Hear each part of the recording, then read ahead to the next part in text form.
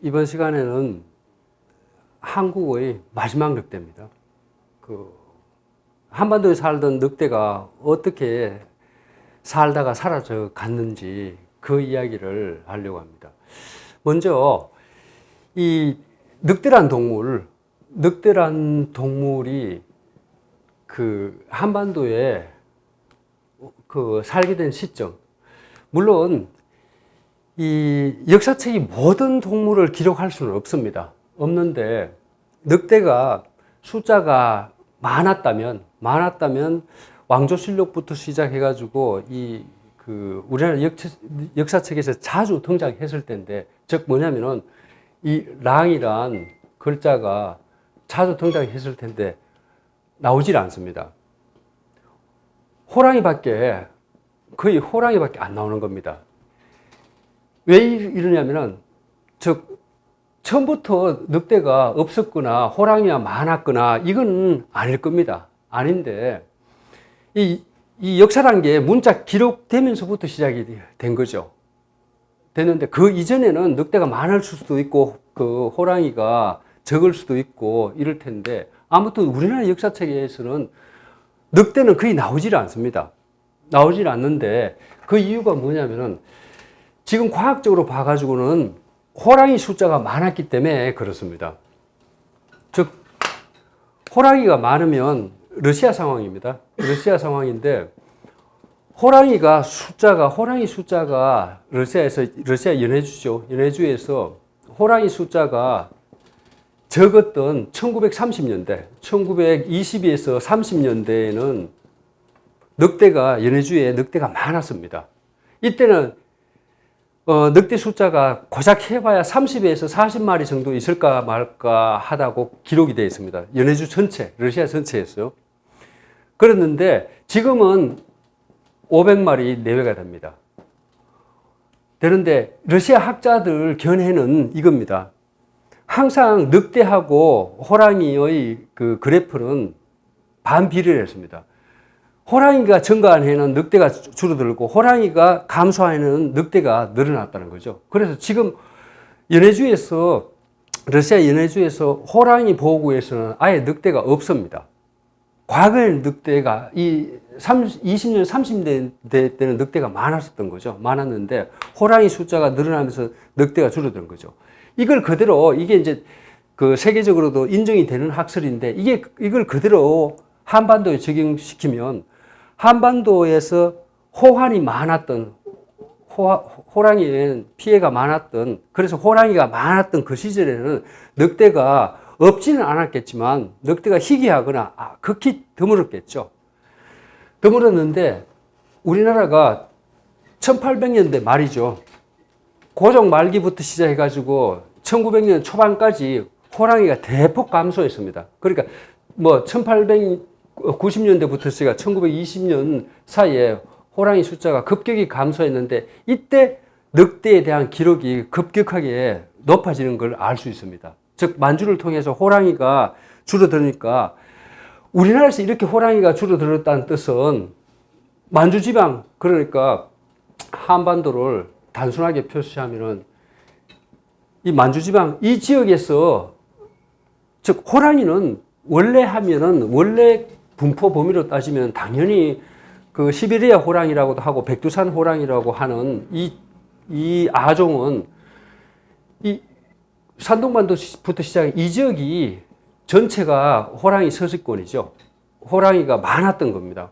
지금의 길림성, 요동성, 또 흥룡광수 다 호랑이 왕국이었죠. 한반도는 물론이고요. 그런데 우리나라 한반도에서 호랑이 숫자가 줄어들 때는 당연히 만주 지역도 워낙 포획 작업이 비싸게 팔렸으니까 포획 작업이 심하다 보니까 여기도 호랑이 공백지대가 생겨버렸습니다. 연해주는 여기죠. 생겨버리다 보니까 내몽골하고 몽골을 통해 가지고 늑대가 점차 유입이 돼 가지고 한반도까지 들어오기 시작해. 이때부터 1800년대 말부터 1900년 초 사이에 즉 늑대 기록이 많아지기 시작합니다. 많아지기 시작했는데, 그때부터 또 늑대의 순환이 시작되는 겁니다. 늑대의 숫자가 많아지다 보니까 가축하고 사람을 공격하는 일이 벌어지기 시작했습니다. 해서 일제가 우리나라 식민지화 하면서 그때부터 늑대를 잡아들이기 시작했습니다. 물론 그때 늑대만 잡은 건 아닙니다. 늑대부터 시작해가지고 호랑이, 표범, 곰, 여기는 이제 불곰, 반달곰 다 포함이 되죠. 다 잡아들였습니다. 명목은 있었습니다. 식민지 백성들이 야생동물에 대한 피해가 심하다, 안 됐다 이거죠. 물론 초식동물 사슴부터 시작해가지고 멧돼지 다 잡아들였습니다. 잡아들였는데 조선 총독부 기록에만 기록된 것만 딱 따지면 12년 동안이죠. 12년 동안 1,300여 마리를 잡았습니다.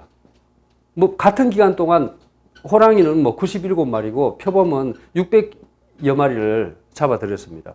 잡아들였는데 이 시기를 거치면서 우리나라에서 과거 카리스마 있는 대형 포식자들은 거의 사멸했다고 봐죠. 결정탄을 맞은 거죠. 물론 광복 이후에도 표범 같은 경우 한 30여 마리가 잡혔고 그 늑대도 가끔씩 잡혔지만 이 일제 40년 외교권 박탈부터 시작하면 40년이죠. 36년이 아니고 40년 동안 초토화가 되어버렸다는 거죠.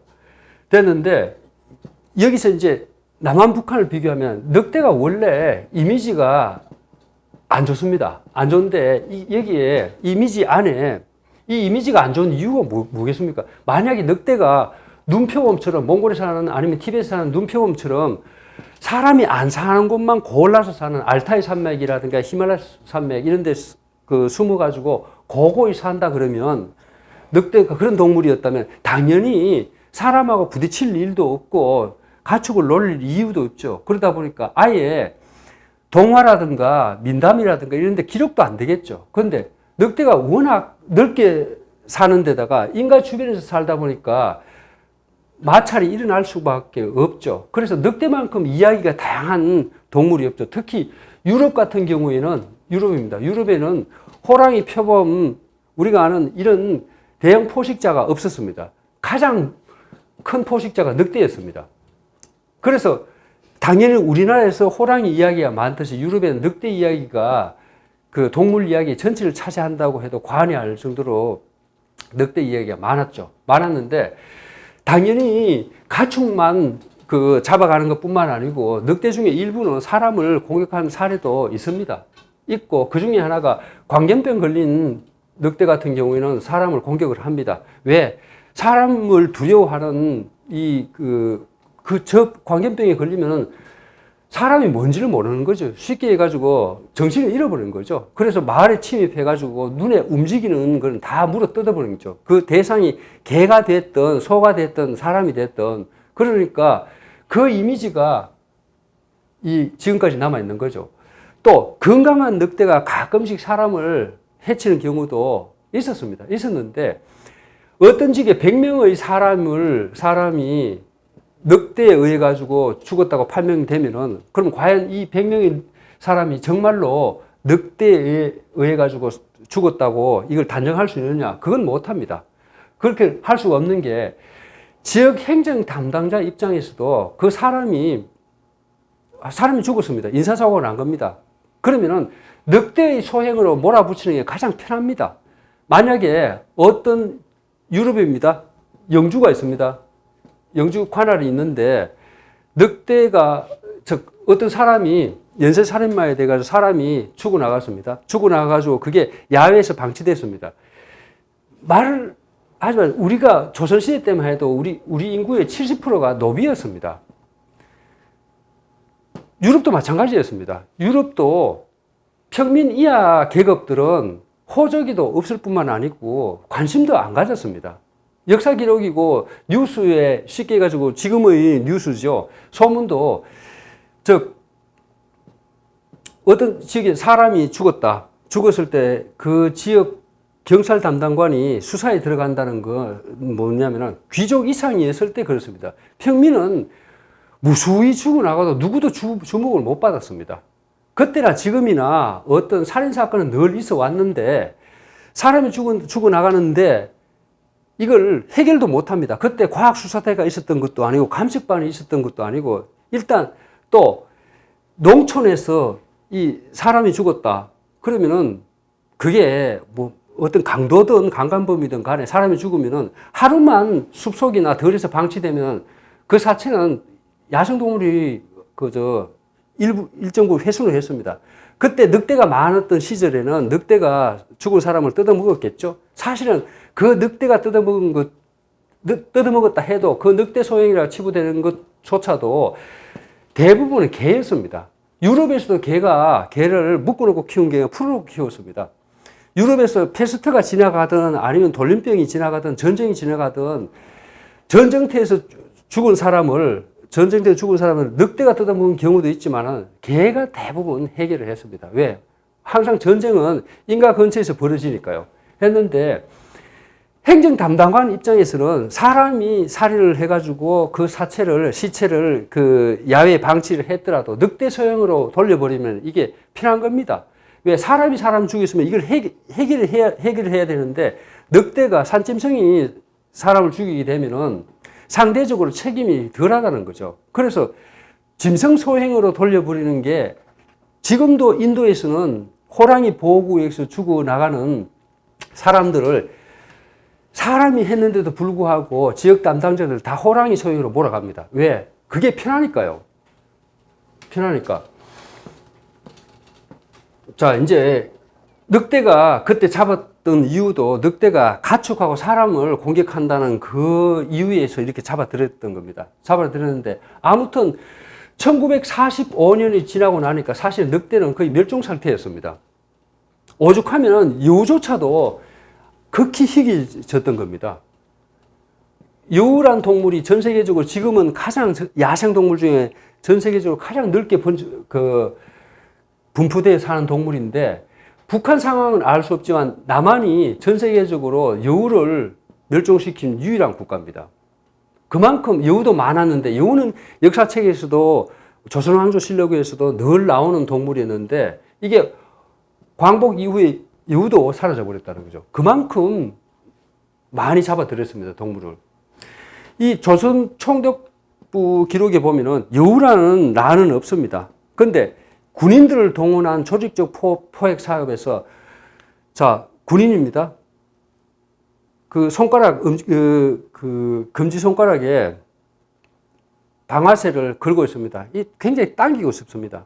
자, 늑대, 호랑이, 표범 다 잡으라고 군인들을 동원해가 어떤 지역을 둘러싸고 몰입군을 해가지고 동물을 몹니다. 사살합니다. 그러면 앞에 지나가는 그 여우는 목록이 없습니다. 근데 앞에 지나가는 동물인데 여우 지나간다고 아, 여우다. 쏘지 말자. 이런 총잡이가 어디 있습니까? 움직이면 다 쏴버리지. 그 자체가 쾌감인데. 그래서 그렇게 다 없어져 갔습니다. 없어져 갔는데 늑대도 마찬가지였던 거죠.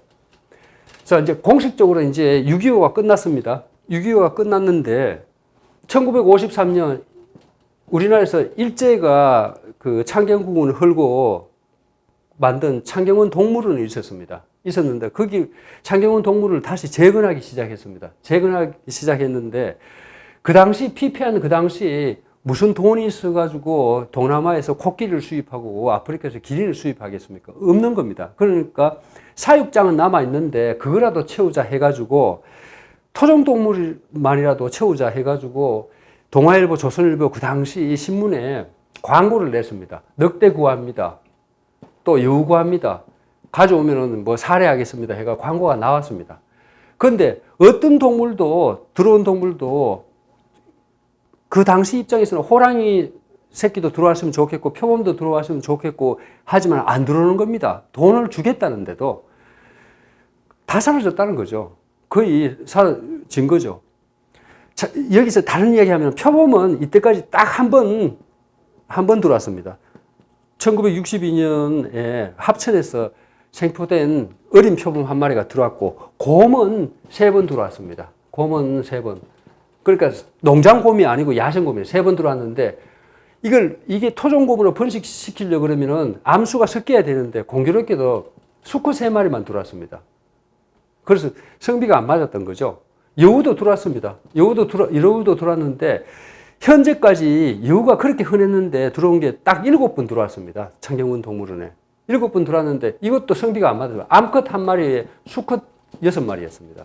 이 암컷이 금방 죽어버렸습니다. 6마리 수컷 남아있으면 뭐합니까? 아무 의미가 없는 거죠.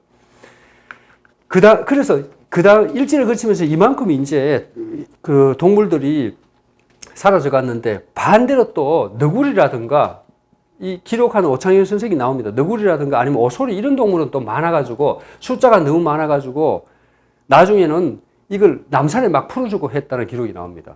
그러니까 흔한 놈은 디글디글하게 많고 없는 놈은 아예 눈에 안 보이는 거죠. 늑대도 마찬가지였습니다. 창경원 동물원에서 늑대가 늑대 강아지가 들어오기는 여러 번 7번인가 들어왔습니다. 들어왔는데 이게 누구도 덜개 강아지인지 늑대 강아지인지 알 수가 없었습니다. 왜냐하면 누구도 그 당시 늑대가 사라졌기 때문에 누구도 늑대가 어떤 동물인지 대학 교수도 또는 뭐 박사도 모르는 겁니다.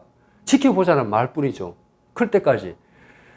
그래서 이제 이걸 반신반의하면서 다들 수근수근 뭐 창경원에서 관람하러 오는 이 관람객들도 이 늑대 강아지를 포천하고 영주 이런 데서 온 개도 아닌 것이 늑대도 아닌 것이 놔두니까 저게 늑대 맞아 하고 수근거리는 말이 있었는데 그래도 놔둔 거죠. 놔뒀는데 1964년입니다. 64년 영주에 산다는 어떤 최기철이라는 분이 와가지고 창경원 동물을 보더니만 이 늑대도 아닌 개도 아닌 그걸 보고 저건 늑대가 아니라고 큰 소리를 친 겁니다.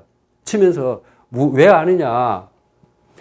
우리 집 영주에 늑대가 자주 나타나는데 과수원에 자주 나타나는데 내가 직접 잡아서 한번 보여줄게. 그러니까 반신반의하면서 그냥 내비뒀는데 정말로 그해 가을에 늑대 한 마리 생포를 해가지고 암컷 한 마리를 나무 괴짝에 담아 왔습니다. 그걸 보는 순간 그 당시 수의관이었던 오창현 선생이 기록이 되어 있는데 이때까지 키웠던 7마리의 늑대 강아지는 똥개였구나 하는 걸 알았던 거죠.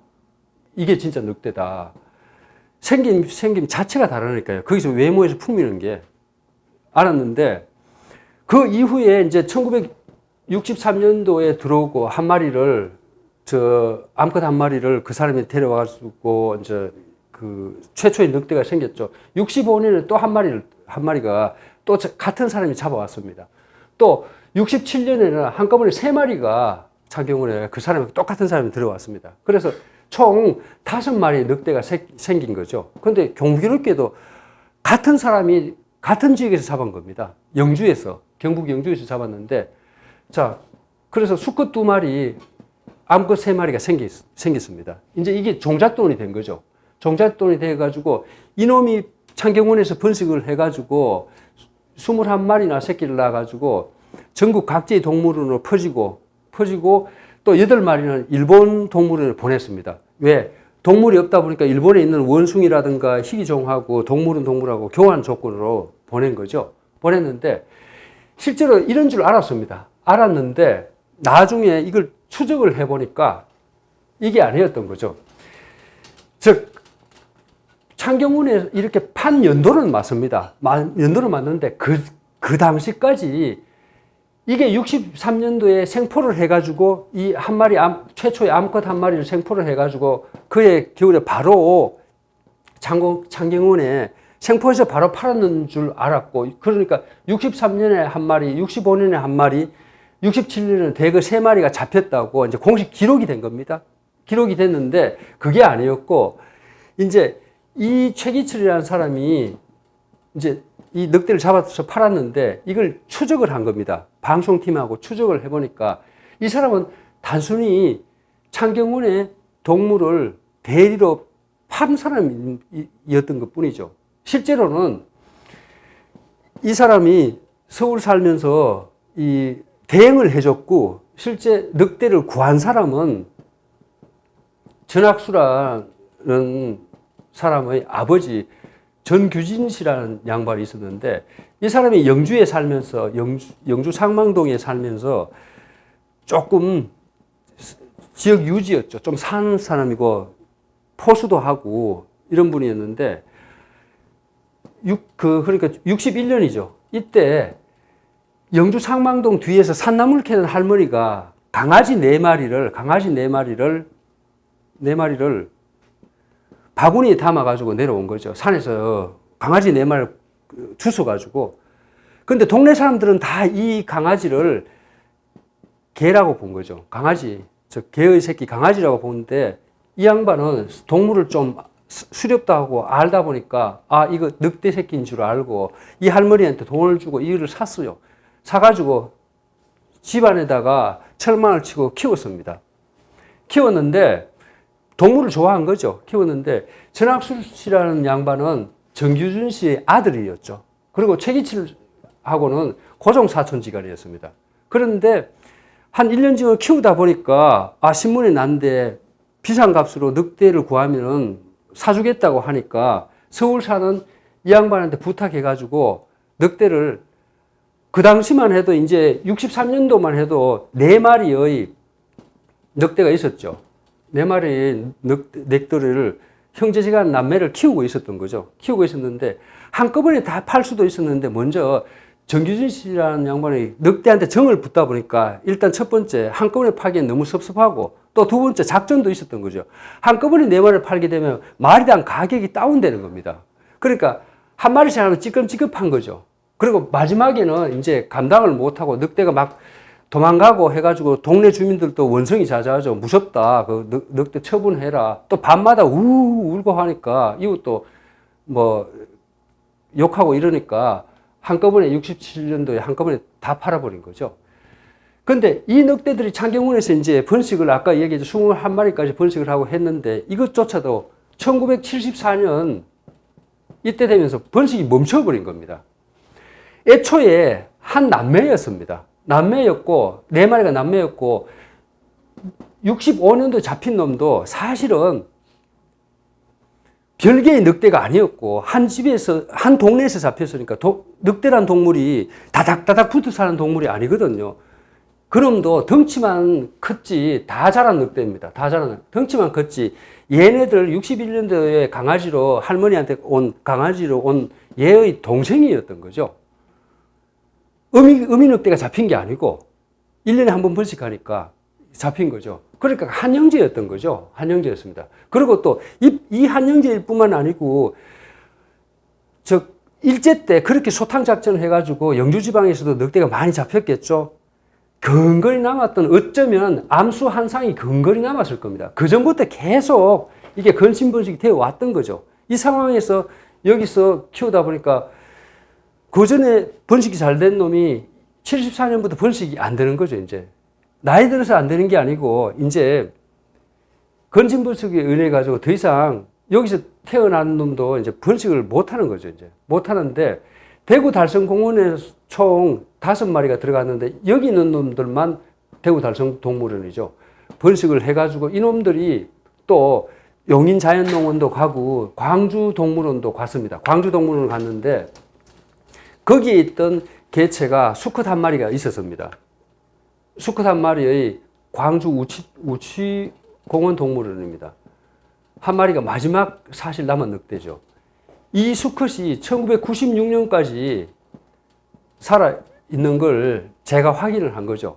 했는데 이놈이 이제 노쇠화 돼가지고 급격히 이제 힘도 못 하는데 1997년입니다. 97년에 쓰러져 버린 겁니다. 그러다 보니까 광주 동물원에서 이걸 어떻게 살릴 방법이 없으니까 우리나라의 중앙동물원이나 할 수 있는 서울 동물원으로 옮겼죠. 옮겨서 거기서 한 6개월, 7개월 살다가 결국 죽었습니다.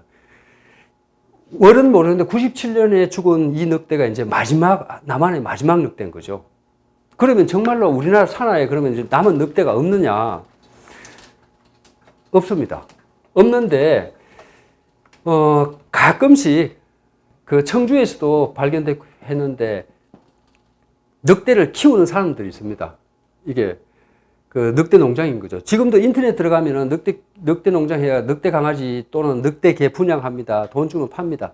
거기서 나왔는지는 모르겠는데 청주에서 목걸이라는 늑대를 한 마리가 올무에 걸린 채 발견됐습니다. 발견됐는데 이게 다 밀수기 때문에 주인이 나서질 않는 겁니다.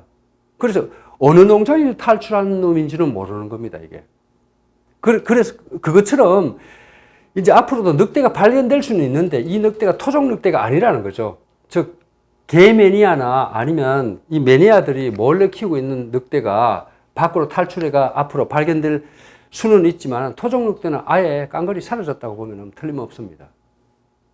이로써 이제 만주지방에서 내몽골에서 남하를 해가지고 백두대간을 따라가 내려온 늑대 또는 우리나라에서 복원하지 않는 이상은 이제 늑대를 볼 수는 없는 거죠. 영주늑대, 남한 마지막 늑대는 여기까지가 되겠습니다. 이로써 이제 오늘 강의는 다 끝났습니다. 끝났는데 강의 끝난 후에도 오늘 강의에 대한 어떤 사진 자료들이 올라올 겁니다. 그것도 한번 봐주시면 고맙겠습니다.